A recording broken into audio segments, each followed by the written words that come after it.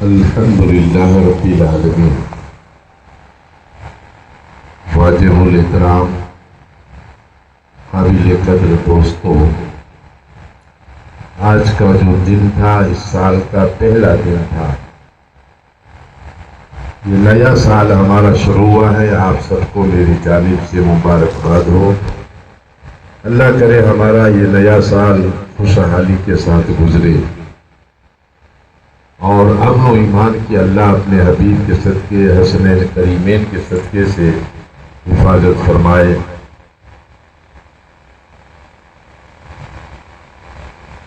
محرم الحرم، ہم اسی محرم کو صرف 10 دنوں ہی کی وجہ سے سمجھتے ہیں اور جانتے ہیں۔ اصل میں یہ مہینے تو پہلے بھی تھے کربلا سے۔ جیسے جیسے وقت گزرتا گیا اور ہر مہینے کی فضیلتوں میں برکتیں آنا شروع ہوا، کسی نہ کسی نبی کی وجہ کی بدولت اللہ تعالیٰ نے اس مہینے کو یہ برکت عطا فرما دی۔ اب دیکھو اس مہینے کی 10 تاریخ جو ہے یہ اتنی بابرکت افضل اور اعلیٰ تاریخ ہے جس میں اللہ تعالیٰ نے اپنے مقدس پیغمبروں کو جو اپنے فضل سے اور اپنے کرم سے نوازا ہے۔ حضرت نوح علیہ السلام، جس کا ذکر تو آپ نے مجلسوں میں سنا ہی ہوگا کہ نوح علیہ السلام جس کی عمر 950 سال تھی، اور جب اس کی قوم اپنے اس پیغمبر کے پیغام کو قبول کرنے سے انکار کیا، حتیٰ کہ خود کے بیٹے نے بھی انکار کر دیا کہ میں تمہارے رب کو نہیں مانتا۔ یہ اللہ کی بڑی عجیب سی قدرت ہے، نیکوں کے گھر بد پیدا ہوتے ہیں اور بدوں کے گھر نیک پیدا ہوتے ہیں۔ یہ حکمت تو صرف اللہ رب العالمین ہی جانتا ہے۔ نوح علیہ السلام نے اللہ کی بارگاہ میں اس گمراہ قوم کے لیے یہ بددعا کر دی، اور اللہ نے اپنے پیغمبر سے کہا کہ تم ایک کشتی میں اپنی ساری قوم کو ساتھ لے کر اسی ملک سے باہر چلے جاؤ، سمندر میں چلے جاؤ۔ جبریل نے آ کر یہ کشتی بنا دی۔ بات لمبی چوڑی ہے مگر شارٹ کٹ بتانا چاہتا ہوں کہ جو ماننے والے تھے سب کو بٹھا لیا اور چل پڑے۔ پھر ایک ایسی آندھی، ایک ایسا سیلاب اٹھا جس میں پورا شہر بہہ گیا، کوئی باقی نہ رہا، ایک ضعیفہ کے سوا۔ ایک بوڑھی عورت تھی، وہ بچ گئی۔ اب کئی دنوں تک مسلسل کہا جاتا ہے کہ 40 دن تک طوفانوں میں چکراتی رہی اور کئی مشکلات کا سامنا کرنا پڑا۔ بالآخر حضرت نوح علیہ السلام نے بارگاہ خداوندی میں التجا فرمائی کہ میرے رب اب مجھ پر کرم فرمائے اور کنارے تک میری اسی کشتی کو پہنچا دے۔ تو جدہ کی پہاڑی کے قریب یہ کشتی پہنچی۔ قرآن میں بھی ذکر ہے اسی بات کا۔ اور نوح نے ایک محنت کر لی، آج میں نے مانتا ہوں کریم کا ہے، محنت کی کہ مالک اگر تیرا یہ فضل مجھ پر جب ہو جائے گا تو میں محنت کرتا ہوں کہ تیری مخلوق کو میں کھانا کھلاؤں گا۔ دیکھو کھچڑا تب سے بنا ہے، محرم سے نہیں بنا ہے۔ اب نوح علیہ السلام کی کشتی جب کنارے پر پہنچی تو حضرت نوح نے اپنے ساتھیوں سے کہا کہ اس میں جتنا بھی اناج ہے باہر لے آؤ۔ تو کھانے پینے کے لیے تو ہر قسم کے اناج موجود تھے، اس میں چاول سے لے کر چنے تک، چنے سے لے کر مٹر تک، ایسی بہت سی غذائیں تھی۔ اور نوح علیہ السلام کے سامنے رکھ دیا کہ اب کیا کیا جائے گا، اب سب کو ملا کر پکا دو اور جتنے بھی ہیں ان سب کو مجھے کھلانا ہے۔ جب یہ کھانا پک چکا نا تو میں نے پچھلے جمعے میں سورۃ النون والقلم پڑھی تھی۔ کہ ایک تو قلم کی جو برکت ہے اور دوسری نون کی جو فضیلت ہے، یہ بڑی عجیب سی ہے۔ تو نون ایک مچھلی کا بھی نام ہے۔ بعض علماء حق نے فرمایا ہے کہ اسی مچھلی کی پشت پر یہ زمین رکھی ہوئی ہے۔ زیادہ تر علماء اکرام کا یہ قول ہے کہ بیل کے سنگے پر یہ پوری زمین ٹکی ہوئی ہے، وہ ہلتا ہے تو پوری زمین ہلنے لگتی ہے۔ اب جو بھی ہو اللہ بہتر جانتا ہے۔ تو نون نام کی وہ مچھلی کنارے پر آئی اور آ کر آواز دی گئی، اللہ کے پیغمبر میں بھی تو اللہ کی مخلوق ہوں۔ اب یہ وہ مچھلی تھی جو یونس کو، حضرت یونس علیہ السلام کو کئی مہینوں تک اپنے پیٹ میں رکھا۔ وہی مچھلی حضرت نوح علیہ السلام کے سامنے آ کر کھڑی ہوئی کہ مجھے بھی بھوک لگی ہے، میں بھی اللہ کی مخلوق ہوں۔ اب جتنا کھانا پکا تھا ان کے ساتھیوں کو حکم دے دے کہ ان کو پیٹ بھر کے کھلا دو، کوئی بات نہیں، کھانا تو بہت سا ہے۔ تو ان کے منہ میں ڈالتے رہے کہ جتنی بھی دیگیں پکی ہوئی تھی نا وہ ساری مچھلی کھا گئی، مگر پھر بھی انتظار کرتی تھی کہ بس اتنا ہی تھا۔ نوح علیہ السلام رب کی طرف دیکھتا ہے کہ مالک، میں تو یہ انتظام انسانوں کے لیے کیا تھا، مگر یہ تو ایک مچھلی کھا گئی۔ تو غیب سے آواز آتی ہے کہ میرے پیغمبر، یہ میری مخلوق کا پیٹ بھرنا یہ تیرے بس کی بات نہیں۔ میں نے جسے زندگی دی ہے میں اسے رزق بھی دیتا ہوں، چاہے وہ ماں کے پیٹ میں ہو چاہے زمین کی سطح کے اندر ہو، میں ان کی روزی روٹی کا انتظام خود کر دیتا ہوں۔ تو یہ سوچ و فکر ہماری ہے کہ میرا گھر مجھ پہ چلتا ہے، نہیں، وہ رب ہی چلاتا ہے۔ موسیٰ کلیم اللہ نے بھی کہا تھا کہ مالک اتنی ساری دنیا کو تو کیسے چلاتا ہے، یہ نظام کیسے چلتا ہے؟ اور پھر ایک چھپکلی کو دیوار پہ دیکھا، ان کے لیے کھانے پینے کا کیا انتظام ہے، چلو یہ روشنی کی بدولت کیڑے کھاتی ہے، اگر اندھیرا ہو جائے تو کیا کرے؟ اللہ نے حکم دیا کہ تیرے ہاتھ میں جو لاٹھی ہے نا وہ سمندر میں مار، تو پانی میں لاٹھی مارتا ہے تو پتھر نکلتا ہے۔ اللہ فرماتے کہ اسی پتھر پہ لاٹھی مار، پتھر ٹوٹتا ہے، اسی پتھر میں سے کیڑا نکلتا ہے۔ موسیٰ علیہ السلام کو رب کہتا ہے کہ پوچھ اسی کیڑے سے کہ کتنے سالوں سے تو اسی پتھر کے بیچ میں ہے اور سمندر کے بیچ میں ہے، کیا بنا کھائے پیے زندہ رہ سکتا ہے؟ تو حضرت موسیٰ علیہ السلام نے پوچھ لیا، وہ کلیم اللہ تھے، اللہ سے سیدھی بات کرنے والے تھے۔ تو کیڑے نے جواب دیا کہ مجھے بھی پتا نہیں، صدیاں بیت چکی اسی پتھر کے بیچ میں رہتا ہوں۔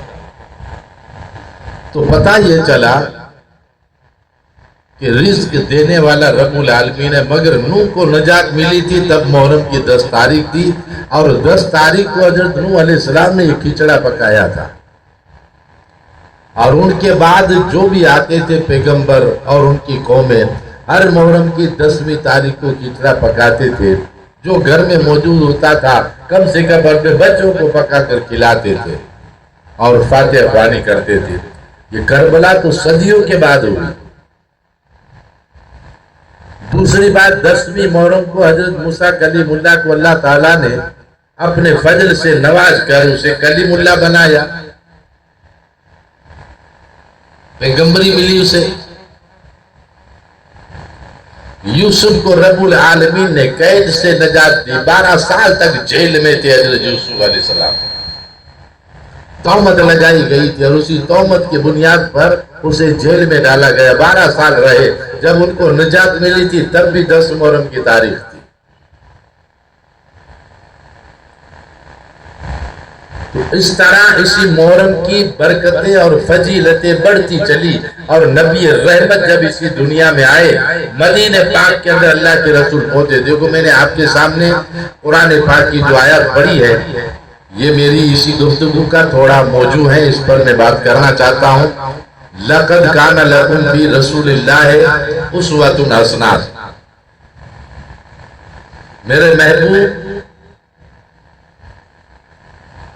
جس کو اللہ تعالیٰ نے سب سے حسین بھی بنایا اور بے مثال بھی بنایا، اس نبی کو اللہ تعالیٰ نے وہ کردار دیا تھا جو آنے والی نسل کے لیے، رہتی دنیا کے لیے ایک نمونہ تھا کہ اے لوگوں، تمہارے لیے تمہارے نبی کی جو زندگی ہے وہ ایک اسوہ حسنہ ہے، یعنی ایک نمونہ ہے، اس پر تم عمل کرو۔ اللہ کے رسول نے دونوں طرف سے ہمیں دکھایا بھی اور سمجھایا، کر کے بھی، بتا کے بھی کہ میں کہتا ہوں جو کرتا ہوں اس طرح کرو جس طرح میں کرتا ہوں، ایسے رہو جیسے میں رہتا ہوں، میرے گھر میں اس طرح رہتا ہوں، گھر سے باہر اس طرح رہتا ہوں۔ یہ زندگی کا سارا طرز عمل اپنی امت مسلمان کے سامنے ہمارے نبی نے رکھا، اور یہ عمل، یہ کردار اللہ کو سب سے زیادہ پسند آ گیا، اور پوری کائنات میں اللہ نے قرآن کے ذریعے اعلان کیا کہ اے لوگوں، تمہارے لیے ایک سبق ہے، ایک نمونہ ہے، اس پر اپنی زندگی گزارو، بس اس طرح رہو، تم بڑے پیارے بن جاؤ گے۔ تو ہماری نبی کی زندگی اتنی سخت اور کٹھن نہیں تھی جو ہم نہ کر سکے۔ ہاں، کچھ باتیں تھی جو ہمارے بس میں نہ تھی کہ اللہ کی طرف سے ہمارے نبی پر جو وحی کا نزول ہوتا تھا وہ ہم پر نہیں ہوگا، جو غیب کی باتیں مصطفیٰ جانتے تھے وہ ہم نہیں جانتے ہیں، مگر جو کر کے دکھایا تھا اور کرنے کا جو حکم اللہ کے نبی نے دیا، جسے ہم شریعت کہتے ہیں، تو شریعت مصطفیٰ پر عمل کرنا کوئی کٹھن، کوئی سخت بات نہیں ہے۔ خیر، تو ہمارے نبی کی پیاری زندگی ہمارے لیے ایک سبق ہے، ایک نمونہ ہے۔ اب وہ زندگی کیسی تھی؟ مکے سے مدینے میں آئے، میں نے کل یہاں تک بات کو آپ تک پہنچائی تھی، اور مدینے میں آنے کے بعد حضرت علی کو چھوڑ آئے، بعد میں پیچھے مولا علی بھی آئے، پھر اللہ کے رسول ابو ایوب انصاری کے گھر میں رہے، اور پھر اپنے لیے جو گھر بنایا اور زمین مسجد نبی کے لیے خریدی گئی پیسے دے کر، کیونکہ مفت کی زمین پر مسجدیں نہیں بنتی ہیں، کسی کی ملکت پر بنا پوچھے ہم سجدہ نہیں کر سکتے۔ دیکھو اسلام کتنا عجیب اللہ تعالیٰ نے بنایا ہے، کیسا صاف اور ستھرا دین ہے ہمارا۔ جہاں جی آئے کہ ہم نماز پڑھ لیں، ہاں اکیلے ہیں تو اور بات ہے، ہم نہیں کر سکتے، ہم اکیلے ہیں اور ہمیں نماز پڑھنی ہے تو کہیں بھی پڑھ لیتے ہیں، اکیلے ہیں اس لیے پڑھ سکتے ہیں، مگر ایک مجمع کے ساتھ نہیں پڑھا جاتا ہے، اور ہمیشہ کے لیے بھی نہیں پڑھا جاتا ہے۔ تو رسول اکرم صلی اللہ علیہ وسلم نے یہ مدینہ پاک کے اندر آ کر یہ سارا انتظام کیا، خود کے لیے مکان بنوائے، اور اسی حجرے میں آپ آج بھی مقیم ہیں ہمیشہ کے لیے اور قیامت تک کے لیے۔ اور پھر اللہ کے رسول وہیں رہے، رسے اور بسے، اور یہاں آنے کے پیچھے کا ایک مقصد یہی تھا۔ اللہ تعالیٰ نے آپ کو کیوں حکم دیا کہ اپنا وطن چھوڑ دو؟ اسی لیے کہ مکے میں تو سب رشتہ دار تھے، وہ نہیں مانے، نہ قرآن کی آیتوں پہ یقین کیا، بلکہ ان کے لیے ٹکراؤ پیدا کیا۔ یہ تو عقل سے لکھی ہوئی ہے۔ تو اللہ تعالیٰ نے فرمایا کہ کہو ان سے کہ تم بھی ایک آیت لکھ کے دو ہمیں، جتنے بھی علماء حق ہے تمہارے پاس، ان سب کو بلا لو، ایک آیات یا ایک سورت لکھ کے مجھے دو، میں مان لوں گا۔ بہت ہاتھ پیر مارے، مگر قرآن کی ایک آیت کوئی نہیں لکھ پایا، مگر ہار نہیں مانے، کیونکہ شیطان رب سے ٹکرایا ہے، تو جو شیطان کا ساتھی ہوتا ہے نا، وہ دنیا سے ٹکرا جائے مگر ہار نہیں مانتا ہے، وہ نہیں مانے ہار۔ اللہ نے حکم دیا کہ میرے محبوب اب چلے جا، یہ نہیں مانے تو نہیں مانیں گے، چھوڑ دو ان کے حال پر۔ لکم دینکم ولی دین، کہہ دو انہیں کہ تمہیں تمہارا دین مبارک، مجھے میرا دین مبارک۔ چلے آئے مصطفیٰ کریم مدینے میں، اللہ نے حکم دیا کہ وہاں جاؤ جہاں یہودی رہتے ہیں۔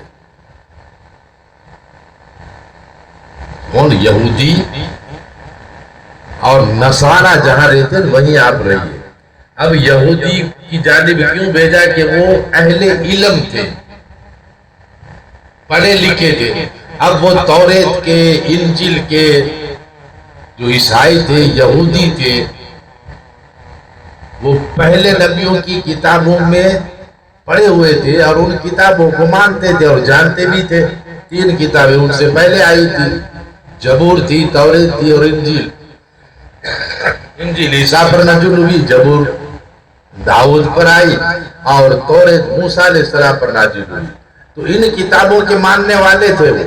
ہمارے نبی چلے آئے، جب کتاب کی بات آئی تو انہوں نے کان دھرا کہ ہاں آپ پر کتاب آئی ہے، تو وہ کون سی کتاب ہے؟ تو اس کتاب کی بھی ان لوگوں نے دلیلیں مانگی، سیدھا قبول نہیں کر لیا. تو جب قبول کر ہی لیا تو نبی کریم صلی اللہ علیہ وسلم پر شیدا بھی ہونے لگے. مگر مومنوں میں بھی کوئی کچھ منافق بھی تھے، نماز بھی پڑھتے تھے، نبی کو بھی مانتے تھے اور پیٹھ کے پیچھے غیبت بھی کرتے تھے اور انکار بھی کرتے تھے. منافق سب سے برا ہوتا ہے. مشرک تو منافق سے 100 گنا اچھا ہوتا ہے، کیونکہ وہ پہلے سے ہی نہیں مانتا. اس طرح مدینہ پاک کے اندر رفتہ رفتہ دین اسلام کو اللہ نے عروج عطا کیا اور صحابہ اکرام مکے سے یک بعد دیگر آنے لگے اور مدینے میں بسنے لگے. اور پھر ایک مکمل جماعت بنی. جنگ بدر ان کے حق میں فتح ہوا. امیر حمزہ جیسے تو ایمان لے آئے تھے، طاقت تو تھی مگر اتنے بندے نہ تھے، تھوڑے بندے تھے. 313 نے جنگ بدر لڑی، اللہ نے انہیں فتح دی. پھر وہ مکے والوں نے ایک قسم کھا لی. اب جسی جنگ کے اندر امیہ، ابو جہل، یہ دونوں مارے گئے اور ابو سفیان میدان چھوڑ کر بھاگا تھا. مکے کا سردار جب مکے میں آیا تو ان کی بیوی ہندا پوچھتے کہ میرا باپ، کہتے کہ تیرا باپ مارا گیا. اب وہ اتنی جنون والی عورت تھی کہ ابو سفیان کا گریبان پکڑ لیتی ہے کہ میرا باپ مر گیا اور تم زندہ کیسے آیا. میں قسم کھاتی ہوں کہ جب تک میرے باپ کا بدلہ نہیں لوں گی تب تک میں نہ ہوں گی نہیں. تاریخ میں لکھا ہے. اور اپنے بال بکھیر دیے اور گھر میں ہنگامہ برپا کر دیا. ابو سفیان کا جینا آرام کر دیا اس نے کہ میں چین سے تو نہیں بیٹھوں گی. ابو سفیان کہتا ہے کہ وقت ہی کچھ ایسا تھا، میں مشکل سے جان بچا کر آیا ہوں. ہمارے کئی ساتھی مارے گئے، وہ سب جہنم میں گئے، میرا باپ کیوں مرا؟ اب یہ امیہ کی بیٹی تھی ہندا، بڑی ظالم اور جابر عورت تھی، دولت مند تھی، مکے میں سردار تھی، مکے کے سردار کی بیوی تھی. مگر اسے چین نہیں آتا تھا، گھر میں ہمیشہ ٹکراؤ، جھگڑے، فساد رہتا تھا. اور مکے میں جو تجارت کے لیے قافلے آتے تھے ان میں سے ایک دن ایک ایسا غلام آیا تھا تو حبشی، مگر اس کو بیچنے کا جب اعلان ہوا تو ان کی خوبیاں بیان کی جاتی ہے نا. کوئی سامان بیچنا ہے تو پہلے تو ان کی ایڈورٹائز کی جاتی ہے، اس میں یہ فلاں فلاں خوبیاں ہیں. تو ان کی خوبیوں کا بیان ہوا. ان خوبیوں میں ایک خوبی یہ تھی کہ یہ بڑا نشان باز ہے، ان کا نشانہ کبھی چوکتا نہیں. تو ابو سفیان نے یہ بھی ٹرائی کروائی کہ میں تو دیکھوں تو صحیح ان کا نشان کیسا ہے، کیونکہ میں مکے کا سردار ہوں، اگر میرے ساتھ دگا کیا تو زندہ نہیں بچے گا. کہتا کہ نہیں بالکل نہیں. تو یہ سارا تجربہ کر کے ان کو خرید لیا اور خرید کر اپنے گھر لے آیا. گھر لے آنے کے بعد بڑے بڑے امیر عمراؤں کو بلایا کہ چلو میرے گھر آج میں نے پارٹی رکھی ہے. تو اسی وقت یہ شراب نوشی میں مد مست ہو کر ایک ناچنے والی کو بلایا کہ تم ناچو. اب وہ ناچ رہی تھی اور ان کے سر میں ایک چاند سی ایسی تصویر تھی جس میں سے ایک سراغ تھا کہ اگر تیر نشانے کے ساتھ مارا جائے تو بیچ سے نکل جائے. اب وہ جو خرید کر غلام لایا تھا آ کر ان کی بیوی کو کہتا کہ چلو آج تو دیکھ میں تیرے لیے کیسا تحفہ لایا ہوں جو زندگی میں کبھی نے تو نے نہیں دیکھا ہوگا. ان کی بیوی کہتی کہ ٹھیک ہے میں دیکھتی ہوں تو کیا کرتا ہے. وہ ناچ رہی تھی اور اسی حبشی غلام سے کہا کہ دیکھو اب تو اپنا نشانہ دکھا. کہتا کسے مارنا ہے؟ مارنا کسی کو نہیں ہے، یہ ناچ رہی ہے، اور اس کے سر پہ جو تاج ہے نا، ان میں جو گولائی والا سوراخ ہے، اسی سوراخ سے یہ تیرا بالا ہے نا نکلنا چاہیے، نہ اسے لگے نہ کسے لگے نہ کسے چھو پائے۔ اب جو ناچ رہی ہے اس کے اوپر نشانہ ایک چھوٹے سے سوراخ میں کیسا لگے؟ تو کہتا ہے ٹھیک ہے میں کر کے دکھاؤں گا۔ تو وہ یہ انداز لگا کر طاق میں تھا کہ وہ ناچ رہی تھی اپنے انداز میں، جھوم رہی تھی اور گا رہی تھی دب پر، اور یہ حبشی غلام اپنا نیزہ نکال کر مارتا ہے کہ اسی سوراخ سے بھی نکلا اور دیوار میں پیوست ہو گیا۔ ہندا باہر نکلا، یہ غلام مجھے چاہیے۔ ابو سفیان یہی چاہتا تھا کہ کسی بھی طرح یہ راضی ہو جائے، ورنہ اسی گھر کو جہنم بنا کے رکھیں گی۔ وہ اتنی جدی اور جانب عورت تھی۔ دے دیا اسے غلام، لو تو رکھو، اور پھر اس غلام سے کہتی کہ تجھے میں آزاد کر دوں گی ایک شرط پر، ایک بندہ جو میرے باپ کا قاتل ہے اسے تو قتل کر دے گا تو منہ مانگی دولت بھی دوں گی اور تجھے ہمیشہ کے لیے آزاد کر دوں گی۔ وہ کہتا ٹھیک ہے کروں گا میں۔ اور پھر ابو سفیان سے کہتا ہے کہ بدلے کی کیا بات ہے، کیا ہم دوبارہ مدینے پہ چڑھائی کرنی ہے؟ تو جائے گا کہ میں لشکر لے کر جاؤں؟ ابو سفیان کہتا ہے کہ موقع کی ضرورت نہیں ہے، آر اور پار کی جنگ ہوگی۔ اب پھر یہ جنگ خندق ہوئی، جنگ بدر کے بعد۔ یہ ہندا جد پر اڑی تھی، خرید کر کئی غلام لے آئی بدلہ لینے کے لیے، پیسے بہت تھے ان کے پاس، بڑی تاجر تھی، خود بھی باپ بھی مالدار تھا، تو دولت کی کمی نہ تھی، تو ایک مضبوط لشکر تیار کر کے مدینے پر چڑھائی کر دی۔ اللہ کے رسول کو جب پتا چلا کہ ایسا ارادہ رکھتے ہیں، یہ چڑھائی کرنے کے لیے تیار ہیں، تو ہمارے نبی نے اپنے اصحاب سے کہا کہ ہمیں جو مین راستے ہیں مکے سے آنے والے ان کے لیے ہمیں انتظام کرنا ہے۔ تو ان میں اصحاب اکرام میں سے چند عجیب بندوں نے، صحابیوں نے مشورہ دیا کہ ہم یہاں خندق کھود لیں اور ہم اس کنارے پر رہے، وہ سامنے والا جو کنارہ ہے وہ مکے کا ہے۔ اب جو جنگ خندق جہاں ہوئی تھی نا، یہ جبل احد کے پاس ہے۔ اب جبل احد نبی رحمت صلی اللہ علیہ وسلم کے حجرہ نور میں جو مسجد نبی کے 22 نمبر گیٹ ہے، وہیں سے صاف ستھرا جبل احد دکھتا ہے، جو گئے ہیں اسے پتا ہوگا۔ تو وہاں خندق کھودی گئی، اپنے ہاتھوں سے خندق کی کھودی، دیواروں میں کیلیں گاڑی گئی کہ وہاں سے گھوڑا اگر چھلانگ دے اور گرے تو ان کیلوں کے اندر یہ گھوڑا بھی مر جائے اور بندہ بھی مر جائے، تاکہ کسی بھی صورت میں یہاں سے اندر نہ آ پائے۔ اور کچھ راستے تھے ان پر کچھ سپاہیوں کو کھڑا کر دیا کہ تم یہاں پہرا دو، تو وہاں آدمیوں کو دیکھ کر وہ بھاگ گئے۔ اب رہے سامنے خندق والی بات، جب یہ جنگ کا موقع آیا تو مولا علی مشکل کشا کو احد کی پہاڑی پر چند ساتھیوں کا دستہ دے کر اللہ کے رسول نے کھڑا کر دیا کہ تم اوپر رہو، جب تک میں نہ کہوں تم نیچے مت آنا۔ کہ ٹھیک ہے۔ اور اسی لشکر کا کمانڈر تھا، چیف آفیسر اگر کوئی تھا تو امیر حمزہ تھا۔ سامنے والا لشکر بہت بڑا تھا، اسلحے تھے، ساز و سامان تھا، یہاں غربت تو تھی، پہلے سے ہی تھکے ماندے لوگ تو تھے۔ اب یہ جنگ ان کے لیے ایسی آزمائش تھی، جسی جنگ میں دیکھو جنگیں تو کئی ہوئی ہیں، مگر اسی جنگ نے جو نبی رحمت صلی اللہ علیہ وسلم کے نورانی دل کو چوٹ پہنچائی ہے، وہ کبھی ایسی چوٹ پہنچی نہیں ہے اپنی حیات طیبہ کے معاملے میں۔ تو رسول اکرم صلی اللہ علیہ وسلم خود بھی میدان میں، ایسا نہیں کہ ہمارے نبی گھر میں بیٹھتے تھے اور صحابی لڑنے کے لیے جاتے تھے، ہر میدان میں مصطفیٰ کریم خود موجود ہوتے تھے۔ اللہ کے رسول بھی ہیں، صحابہ اکرام بھی ہیں، بڑی بڑی ہستیاں تب بھی موجود تھی۔ امیر حمزہ فرماتے کہ سرکار آپ فکر نہ کیجیے، اللہ ہمارے ساتھ ہے اور ہم حق پر ہیں۔ اب جب یہ جنگ شروع ہوئی، میں پورا واقعہ کروں گا تو وقت گزر جائے گا۔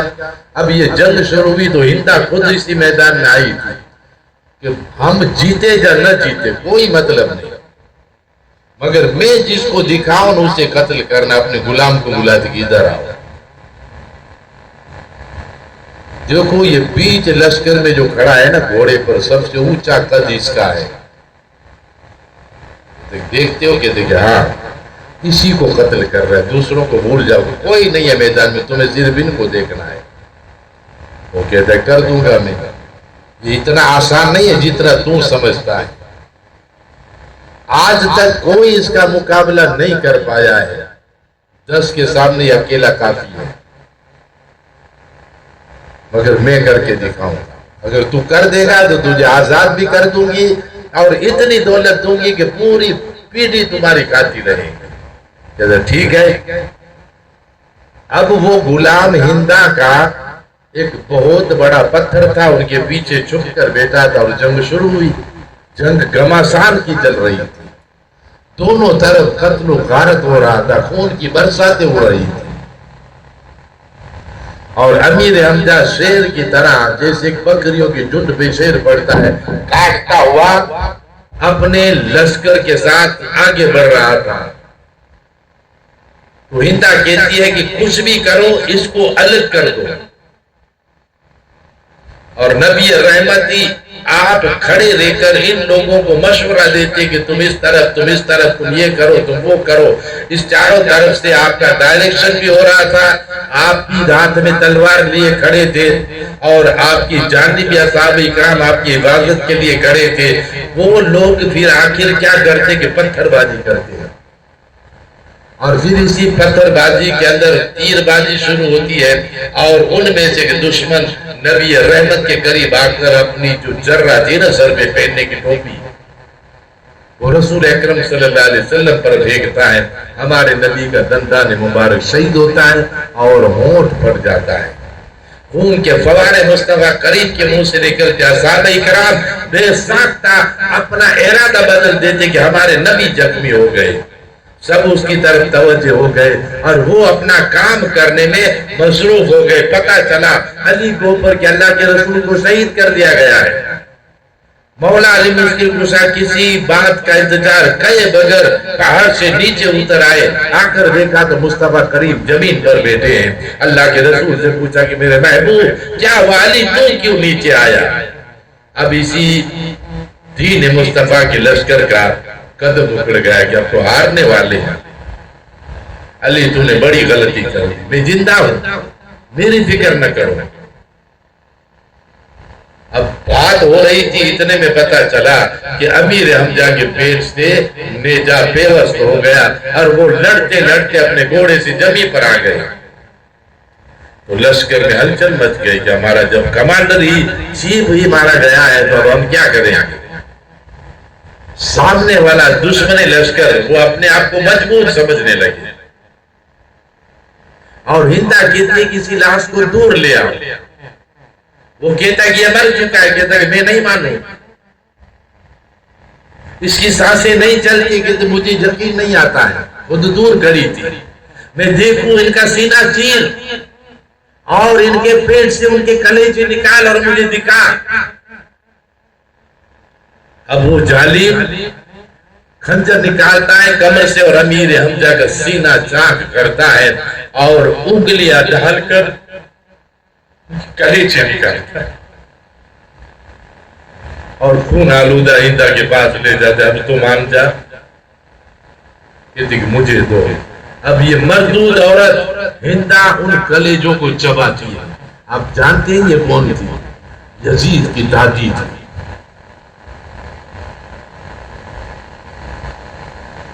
تسلی ہوتی کہ نہیں اب ہم جیتے جانے جیتے کوئی ضرورت نہیں۔ جب علی کو پتا چلا کہ امیر حمزہ کو شہید کر دیا گیا ہے، مولا علی خود نبی رحمت سے فرماتے یا رسول اللہ ہم زندہ ہیں تب تک مدینے میں نہیں آنے دیں گے، تلوار لے کر آپ میدان میں اتر گئے، ایک کے بعد ایک کو قتل کرتے ہوئے بھگانے میں شروع ہوئے۔ ایک ایسا پہلوان سامنے آ گیا، ٹکرائی تلوار سے تلوار، کچھ لمحے کے لیے وار پہ وار ہوئے، تلوار ان کی ٹوٹ گئی۔ علی کہتے کیا سوچتا ہے؟ یہ سنا ہے تو مولا علی مشکل کشا ہے، کہتے کہ ہاں ہوں میں، تجھے کیا چاہیے؟ میں نیت تھا ہوں، جنگ کرنی ہے تو برابری میں کرے، میں بھی بہادر ہوں، تو بھی بہادر ہے، مگر تیرے ہاتھ میں ہتھیار ہے اور میں نیت تھا ہوں، میرے ہاتھ میں کچھ نہیں ہے۔ علی کہتا ہے کہ تو نیت تھا نہیں لڑے گا، میری تلوار لے اور تو مجھ سے لڑ، میں نیت تھا لڑوں گا۔ اب علی کے ذہن میں تو امیر حمزہ کی وہ شہادت نظر آ رہی تھی کہ میرے چاچا کو ان ظالموں نے شہید کیا ہے، میں زندہ ایک کو بھی نہیں جانے۔ اب وہ تلوار لے کر مولا علی کے سامنے آتا ہے، حضرت علی کرم اللہ وجہ الکریم اسی تلوار کو اپنے پنجوں سے پکڑتے ہیں، ہاتھ سے چھین کر اسی تلوار کو اور زمین میں گاڑ کر زمین سے اٹھا کر زمین پر پھینکتے ہیں اور سینے پہ جڑ جاتے ہیں، کہتے ہیں جی چاہتا ہے تیری گردن ابھی کاٹ دوں۔ وہ مولا علی کے چہرے پر چھوٹتا ہے۔ حضرت علی کرم اللہ وجہ الکریم کھڑے ہو جاتے ہیں اور وہ کھڑا ہو کر بھاگ جاتا ہے۔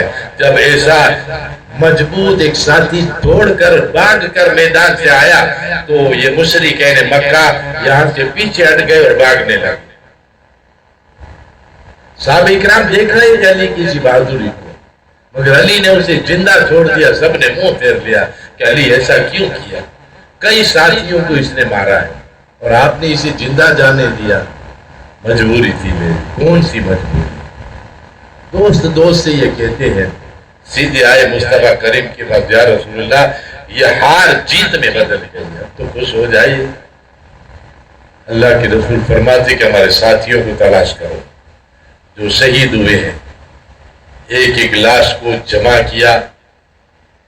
جب امیر حمزہ کی باری آئی، مصطفیٰ کریم فرماتے کہ میرے چاچا، کہتے کہ ہم ڈھونڈ رہے ہیں، یہ تو میدان سے دور ان کی لاش پڑی ہوئی تھی، سینہ پھٹا ہوا تھا، ہاتھ کٹے ہوئے تھے، جس میں اطہر کے اتنے حصے کر دیے گئے تھے۔ یا رسول اللہ آپ آئیے، یہ ہمارے بس کی بات نہیں کہ ہم ہمارے لشکر کے سردار کی اسی میت کو دیکھ پائے۔ اللہ کے رسول خود آتے ہیں۔ جب یہ اپنے چاچا کو دیکھتے ہیں جو نبی رحمت کے لیے جان و مال قربان کرنے والے تھے، رسول اکرم صلی اللہ علیہ وسلم فلک کی طرف دیکھتی کرنا، یہ کیسی آزمائش ہے؟ اب ان کے اعضاء جتنے بھی ہیں جسم کے حصوں کو جمع کرو۔ آپ رو پڑتے، وہ جسم اطہر کو جمع کیا، مدینے میں خبر چلی کہ جنگ جیت لیے۔ مدینے کی عورتیں بے ساختہ دوڑتی ہوئی آئی اور ان میں ابو سفیان کی جو امیر حمزہ کی بہن تھی، وہ شہیدوں کے لیے کفن لے کر اپنے ہاتھ میں دوڑتی ہوئی آئی تھی، اپنے گھر سے کچھ چادریں لائی تھی۔ تو جیسے نبی رحمت کو پتا چلا کہ امیر حمزہ کی بہن آ رہی ہے، یہ رحمت صلی اللہ علیہ وسلم کی تو خالہ ہوئی، بھوئی پھوپھی ہوئی۔ اللہ کے رسول فرماتے ہیں کہ یہ ان کا آنا اتنا تیزی کے ساتھ شاید اسے پتہ چل گیا ہے کہ میرے بھائی کی شہادت ہو چکی ہے، نہیں سنبھلے گی، انہیں روک دو ادھر۔ صحابہ اکرام آگے جا کر کہتے کہ آپ یہیں ٹھہریے، اللہ کے رسول کا یہ حکم ہے۔ کہتے کس لیے؟ اب کوئی آدمی تو ہے نہیں، جنگ تو ختم ہو چکی ہے، پھر ہمیں کیوں روکا جاتا ہے؟ کہتا ہے کہ شہداء کرام کی میتوں کو جمع کیا جاتا ہے۔ کہتے کہ میں ان شہیدوں کے لیے کفن لے کر آئی، جو شہید ہو چکے ہیں ان کے لیے کفن لائی ہوں۔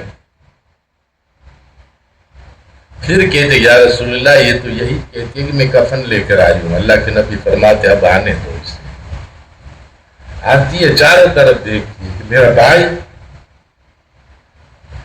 نبی رحمت اپنا سر جھکا کر اشارہ کر دے کہ تیرا بھائی یہاں ہے۔ اب یہ ایسی بہادر عورت تھی، یا رسول اللہ اگر مجھے بلا لیتے تو؟ زندہ کو زندہ نہیں جانے دیتی. کہتا کہ جو ہوا صبر کرو، جو صبر کرتا ہے اللہ ان کے ساتھ ہے. اب جو کفن لائی تھی تو وہ ایک اکیلے کے لیے تھا، پہنائے تو کسے پہنائے، کس کس کو پہنائے؟ وہ کہتے کہ میرے بھائی کو مت پہناؤ، دوسروں کو دے دو. مگر اللہ کے رسول اسی کفن کا 2 ٹکڑا کرتا ہے، ایک امیر حمزہ کے لیے، ایک دوسرے ساتھیوں کے لیے. تقریباً 70 اصحاب اکرام شہید ہوئے ہیں. اسی احد کی پہاڑی پر وہ مدفن ہے جن کی مزاریں ہیں آج بھی وہی. ان میں ایک ٹکڑا امیر حمزہ کے حصے میں آیا. تو جب ان کو دفن کرنے کا وقت آیا تو سر ڈانپا جاتا تھا، پیر کھلے رہتے تھے. اللہ کے رسول فرماتے کہ گھاس توڑ کر لاؤ اور ان کے پیروں پر ڈال دو. اب کیسی غربت تھی سوچیے، وہ وقت ہوگا تو کیسا ہوگا. آزمائش تو ہوتی ہے، اللہ ہر بندے کو آزمائے گا، اور جو حق پر ہوتا ہے ان کی آزمائش بھی سخت ہوتی ہے. تو پیروں پہ گھاس ڈالا گیا، آدھے حصے پہ کفن ڈالا گیا، جن کا جتنا انتظام تھا وہ کیا اور سب کو مدفن کیا. اب دیکھو پورس منانے کی جو بات ہے، میں ایک اور بات بتا دوں، یہ آج سے نہیں ہے، پہلے سے چل رہی ہے. جب یہ شہادت کا دن آتا تھا، نبی رحمت مسجد نبوی سے اصحاب اکرام کے ساتھ احد کی پہاڑی پر جاتے تھے، اور وہاں جا کر ان سارے شہدائے کرام کی مزارات پر درود و سلام پڑھتے، دیر تک بیٹھ کر وہاں میلاد فرماتے تھے اور سارا دن وہیں رہتے ہر سال. مجھ سے یا رسول اللہ یہ وجہ کیا ہے؟ جنت البقیع تو قریب میں، یہاں بھی بہت سے اصحاب ہیں. تو آپ فرماتے کہ یہ جو شہید ہیں یہ اللہ کے عظیم بندے ہیں، مقبول بندے ہیں. ان کی زیارت کرنا، ان کی مزاروں پہ آنا اور سالانہ ایک اجلاس کرنا، سب جمع ہو کر آنا، اس میں بہت سے فیض اور برکات بھی. تو یہ عرس تو پہلے سے ہی چل رہا ہے، ایسا نہیں کہ آج کل ہم پیدا ہوئے کرتے ہیں. ہمارا تو کرنے کا انداز بھی عجیب ہے، میں کہوں گا تو برا لگے گا. خیر، تو امیر حمزہ شہید ہو گئے، جنگ تو جیت لی گئی، دوسری بھی کئی جنگیں ہوئی. تو رسول اکرم صلی اللہ علیہ وسلم نے خاتون جنت کا نکاح علی کے ساتھ کر دیا. اب علی کے رہنے کے لیے گھر نہیں تھا. بات طے ہوئی نکاح کی، فرماتے کہ علی اب تم جاؤ، انتظام کرو نکاح کا، کیا کرنا چاہیے. ایک جوڑی کپڑے کے لیے آؤ تیرے لیے اور ایک خاتون جنت کے لیے. اب علی کی جیب میں ایک پیسہ نہیں تھا، کیا کرے علی؟ غیرت مند بندہ تھا وہ. کہ کوئی بات نہیں، اپنی جرہ لے کر مدینے کی بازار میں کھڑو کہ یہ جرہ کتنے میں لیتا ہے، کون لیتا ہے. یہ وہ جرہ ہے جن سے میں کئی جنگوں میں فتح پائی ہے. تو علی کو جرہ بیچتے دیکھ کر صحابہ اکرام منہ مانگا دام دیا، لے لیا کہ علی یہ ہمیں تو مبارک جرہ ہے، اور ان سے کپڑے لے آئے. اور جب نکاح ہو گئی، بات لمبی چوڑی نہیں کرنا چاہتا، تو پھر مولا علی مشکل کشا کہا جاتا ہے کہ آج تک آپ کہاں رہتے تھے؟ میں تو اصحاب صفا کے ساتھ رہتا تھا، میرا گھر تھوڑا ہے. تو شادی کر لی تو گھر بھی چاہیے، وہ تو چاہیے، انتظام کر لوں گا، جب تک نبی رحمت کے گھر پہ رہیں گے. اب جس کے گھر میں، جس کے دروازے پر جبریل خود آتا ہو جھولی پھیلانے کے لیے، اس گھر کا یہ حال کیسے ہو؟ مگر ان کا کام تھا دینا، کسی سے لینا نہیں. تو حضرت ابو ایوب انصاری جس کا گھر مسجد نبی کے سامنے تھا، آ کر رسول اکرم صلی اللہ علیہ وسلم سے فرماتے کہ علی آج تک تو اصحاب صفا کے ساتھ اس سے مسجد نبی میں رہتے ہیں، کوئی گھر نہیں ہے ان کا. کھاتے بھی ان کے ساتھ ہے، پیتے بھی ان کے ساتھ ہے، جو کماتے ہیں یا رسول اللہ اصحاب صفا کے نام لنگر بانٹ دیتے ہیں۔ اصحاب صفا وہ تھے کہ جن کا گھر نہ تھا مدینے میں، مکے سے آتے تھے، دوسرے شہروں سے آتے تھے اور مدینے میں بس جاتے تھے اور ایمان لے آتے تھے۔ وہ اصحاب صفا کی ایک بہت بڑی جماعت بن چکی تھی۔ اسی جماعت میں مولا علی خود بھی رہتے تھے۔ تو ابو ایوب انصاری نے کہا کہ یہ مسجد کے سامنے، یا رسول اللہ آپ کے حجرے کے سامنے جو گھر ہے نا یہ میرا ہے، میرے پاس تو بہت سے گھر ہیں۔ اللہ کے رسول فرماتے تو کیا کیا جائے گی، میں یہ گھر دیتا ہوں علی کو، آج سے اس پر میرا کوئی حق نہیں ہے۔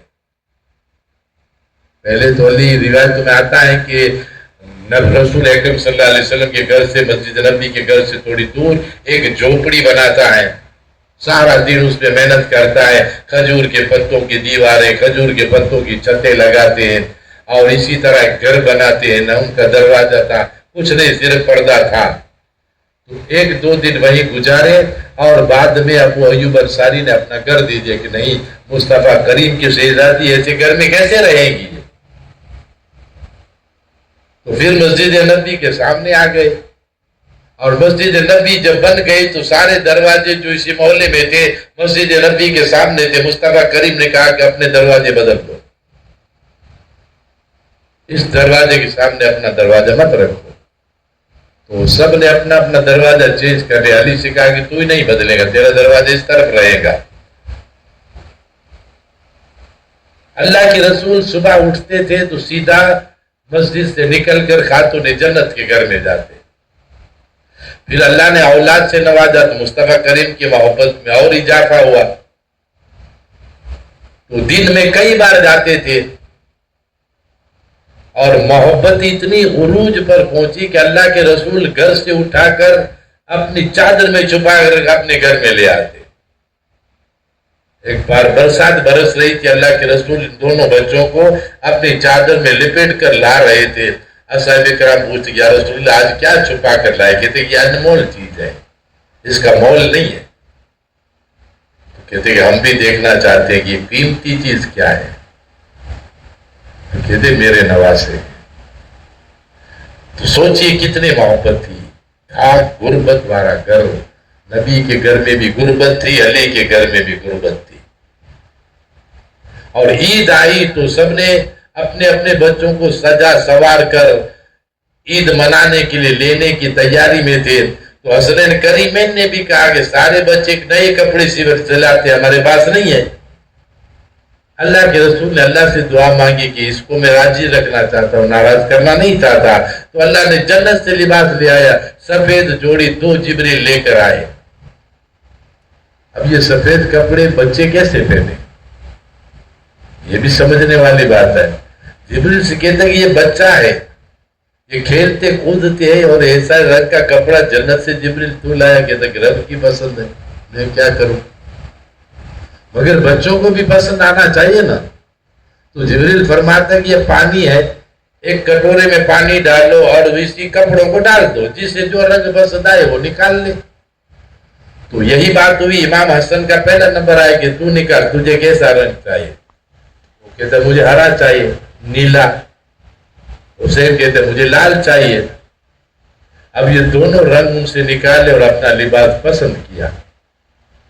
نبی رحمت اپنا سر ہلا رہے، جانتے تھے کہ حقیقت کیا ہے۔ پھر عید کی بات آئی تو بڑے بڑے سرداروں کے بیٹے اونٹ پر بیٹھ کر جاتے تھے، یہ دروازے پر کھڑے تھے، نانا یہ تو اونٹوں پر سوار ہو کر جاتے ہیں۔ اللہ کے رسول فرماتے کہ ہے نا تمہارے پاس بھی سواری، کہاں ہے؟ دونوں بچوں کو کندھے بھی اٹھایا، وہ لگام پکڑے ہیں، ہماری اونٹ کی نکل کہاں؟ نبی رحمت نے ہمامہ اتار دیا، لمبی زلفیں مصطفیٰ رکھتے تھے کہ پکڑ لو دونوں بھائی۔ کہتے کہ ان کے اونٹ تو آواز کرتے ہیں، اللہ کے رسول خود اپنے منہ سے اف اف کی آواز نکالتے ہیں، وہ دوڑتے ہیں، مصطفیٰ کریم دوڑتے ہیں کہ میری جان اب تو راضی ہو جا، ہاں اب ہمیں مزہ آتی۔ اب سمجھیے کہ ان دونوں بچوں کو ہمارے نبی کتنے چاہتے تھے، جس چاہت کی کوئی لیمٹ نہ تھی۔ پھر 63 سال رسول اکرم صلی اللہ علیہ وسلم کی حیات پاک کے گزرے، وہ دن بھی آئے کہ رخصت کا وقت تھا، اللہ کے پیارے رسول صلی اللہ تعالی علیہ وسلم نے تقریباً 15 دن تک آپ بستر مرگ پہ رہے، بیمار رہے۔ جب تھوڑی بہت صحت نصیب ہوئی تو اصحاب کرام سے کہا کہ مجھے مسجد نبی میں لے جاؤ، لے گئے۔ آپ ممبر پر بیٹھے اور کہا کہ میرے بچوں کو لے آؤ۔ سلمان فارسی آئے، خاتون جنت کو آواز دی، کہاں ہے حسن، کہاں ہے حسین؟ کیوں؟ اللہ کے رسول بلاتے ہیں۔ دونوں بھائی دوڑتے ہوئے گئے، ابھی اتنی عمر نہیں تھی، اب یہ دونوں بچے دونوں جانب کھڑے ہیں اور اللہ کے رسول اپنی امت سے، امت مسلمان سے پوچھتے ہیں کہ دیکھو آج تک میں نے تم سے کچھ مانگا؟ ظاہر سی بات ہے نبی نے کچھ نہیں مانگا تھا اپنے لیے۔ میں نے کبھی کہا کہ میں بھوکا ہوں؟ میرے گھر میں 3 مہینے تک چولہا نہیں جلتا تھا، کسی کو میں نے بتایا؟ کہتے کہ نہیں۔ لباس میرا ایک ہی کئی مہینوں تک پہنتا تھا، میں نے طلب کیا؟ کہتے کہ نہیں۔ یہ چادر جس میں پیوند آج بھی لگے ہوئے ہیں میں نے مانگی؟ کہتا کہ نہیں۔ اب تم بتاؤ میں نے تمہیں کیا نہیں دیا؟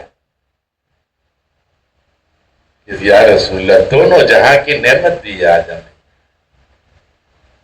آج میں ان ساری چیزوں، ان ساری محنتوں کا تم سے اجر مانگتا ہوں۔ اصحاب کرام کھڑے ہو گئے کہ ہم اپنی جان دینے کے لیے تیار ہیں، مانگ کے دیکھو مصطفیٰ کیا چاہیے، گھر بار آل اولاد سب قدموں پہ قربان کر دیں گے۔ اللہ کے رسول فرماتے کہ نہیں یہ چیز نہیں چاہیے مجھے، تو پھر کیا چاہیے؟ مجھے میرے ان 2 بچوں کی محبت چاہیے تم سے،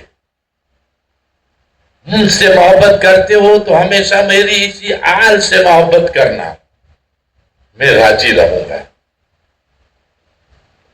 تو دوڑ کر ان کے ہاتھ پیر چومنے لگے گی، یا رسول اللہ ہمیشہ ہم ان کی اس طرح عزت کریں گے۔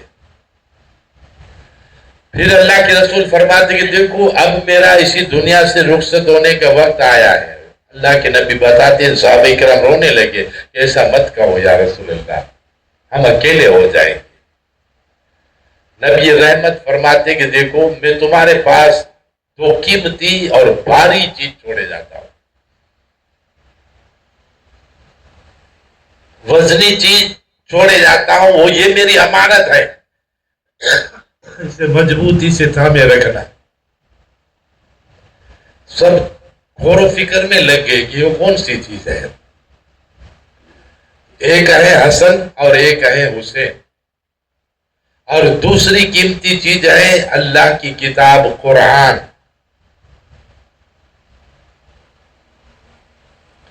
یہ میں اپنے بچوں کے حوالے کرتا ہوں،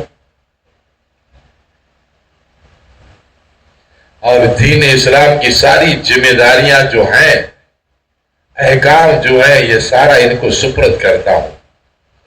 تم ان کی پیروی کرنا، مضبوطی کے ساتھ ان کا دامن پکڑے رہنا، کبھی گمراہ نہیں ہوگے۔ تو نبی کے فرمان کے سامنے کوئی انکار نہیں کرتا تھا، مگر شیطان اپنا کام تب بھی کر رہا تھا کہ یہ بچے ہیں، اب قرآن کو کیا جانے، شریعت کی کیا پتہ، دین کی کیا معلومات۔ نبی رحمت نے تو سب کچھ سکھایا تھا، مگر بچے تو بچے، تجربہ کہاں تھا کہ یہ اتنی بڑی سلطنت کو یہ بچے کیسے چلائیں گے؟ وہ سلطنت نہیں دے رہے تھے، یہ تخت نہیں دیتے تھے، یہ تو دین دینا تھا۔ تو یہ اللہ کے نبی جب یہ پورا معاملہ ختم کیا کہ بس میرا یہی کہنا تھا، آپ مجھے اپنے گھر میں پہنچا، پھر کندھے پہ ہاتھ رکھ کے اللہ کے رسول اپنے حجرے میں چلے گئے۔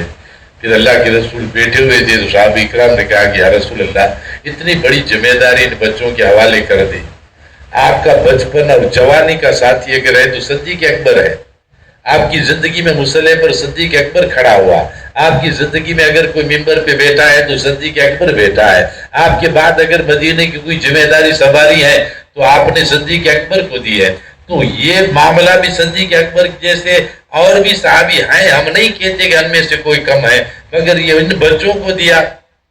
اب نبی رحمت کی نظر رحمت دیکھو کتنی بڑی تھی. یہ میرے صحابی کب تک؟ قیامت تک تو نہیں رہیں گے نا، یہ دین کو تو قیامت تک رکھنا ہے. بات بھی سچ ہے. آج کون صحابی دنیا میں ہے؟ ایک بھی نہیں ہے. مگر اسی دین کو تو ہمیشہ کے لیے رکھنا ہے. صحابی تب تک ہے جب تک مجھے دیکھیں گے. اب دیکھنے والے چلے جائیں گے. پھر صحابہ کرام کے بعد کون ہوگا؟ تابعین، پھر تبع تابعین. صحابیت ختم، تابعین آئے، تابعین کا معاملہ مکمل ہوا، تبع تابعین آئے. تو یہ ان کی تابع داری کرنے والے، یہ ان کی تابع داری کرنے والے. تو یہاں تابع داری قرآن کی کرنے والا کون؟ یہ تو بڑی بات ہے.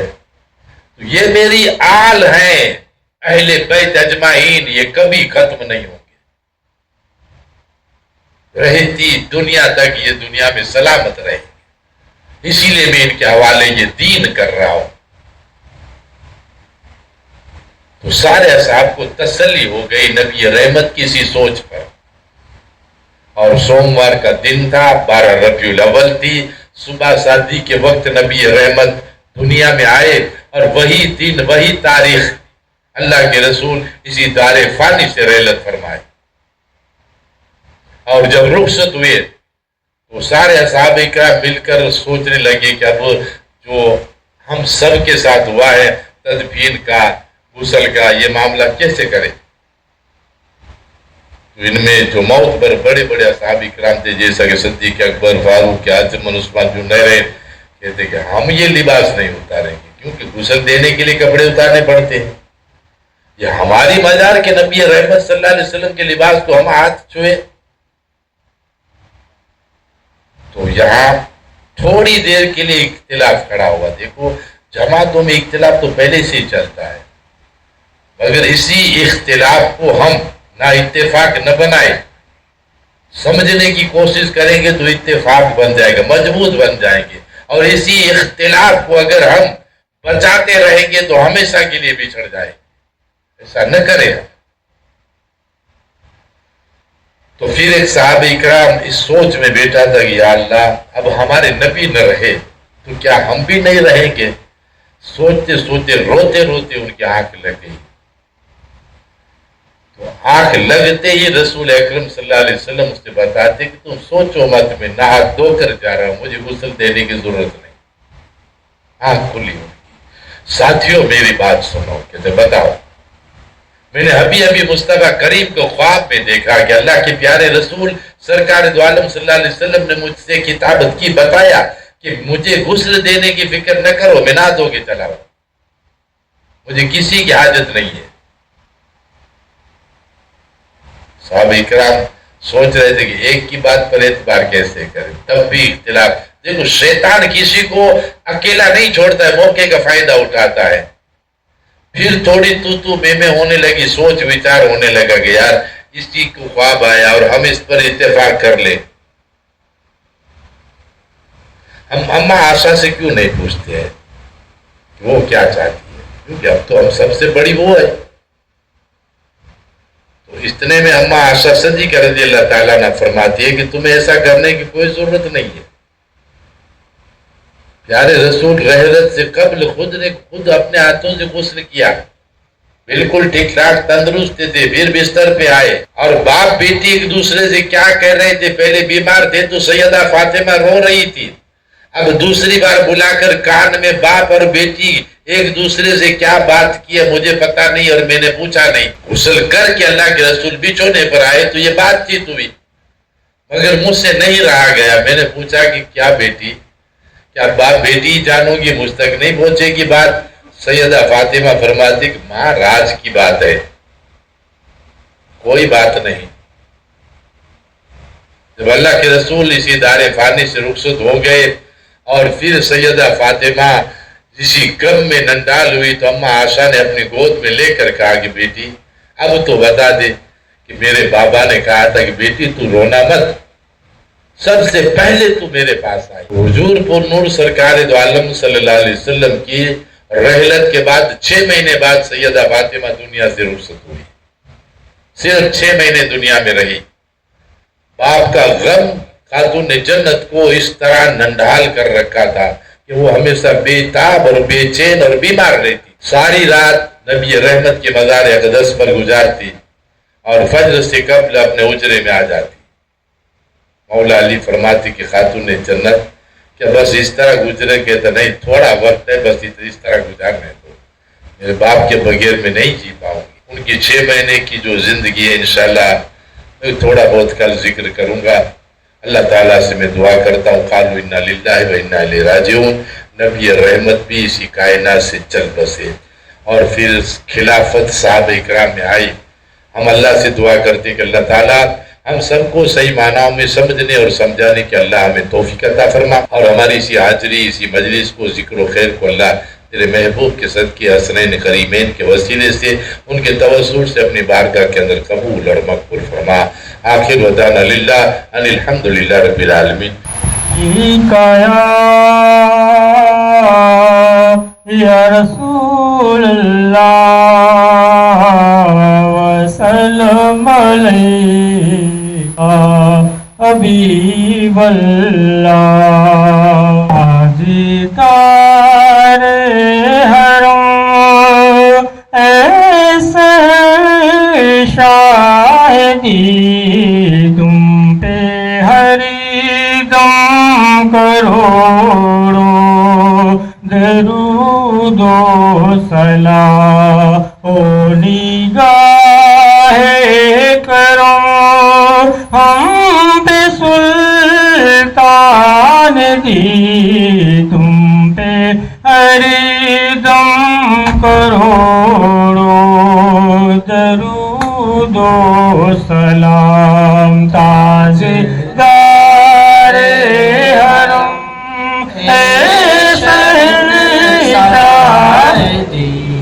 تم پہ ہر دم کروڑوں درود اور سلام ہو نگاہ کرم ہم پہ سلطان دین تم پہ ہر دم کروڑوں درود اور سلام۔ دور رہ کر نہ دم ٹوٹ جائے کہیں کاس طیبہ میں میرے ماہ مبین، کاس طیبہ میں میرے ماہ مبین، دفن ہونے کو مل جائے 2 گز زمین تم پہ ہر دم کروڑوں درود و سلام۔ تاجدار حرم شاہدی تم پہ ہر دم کروڑوں درود اور سلام ہو نگاہ کرم ہم پہ سلطان دی تم پہ ہر دم کروڑوں درود اور سلام۔ اس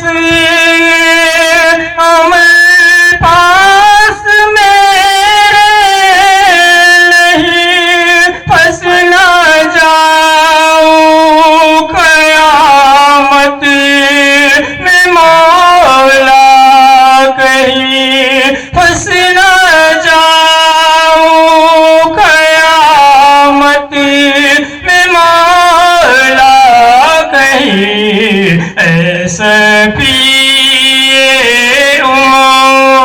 لاز رکھ لا تمہیں تم پہ ہر دم کروڑوں درود درود و سلام تاجدار حرم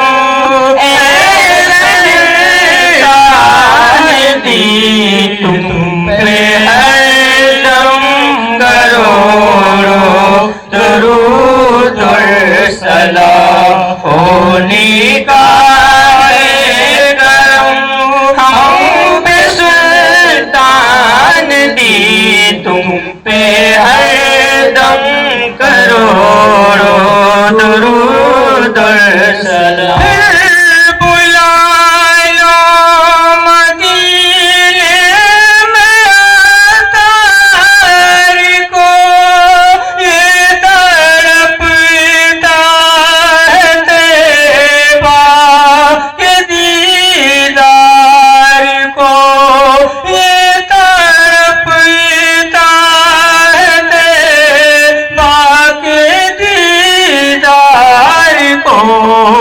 کوئی اس کے سوا آرزو ہی نہیں تم پہ ہر دم کروڑوں درود و سلام تاجدار حرم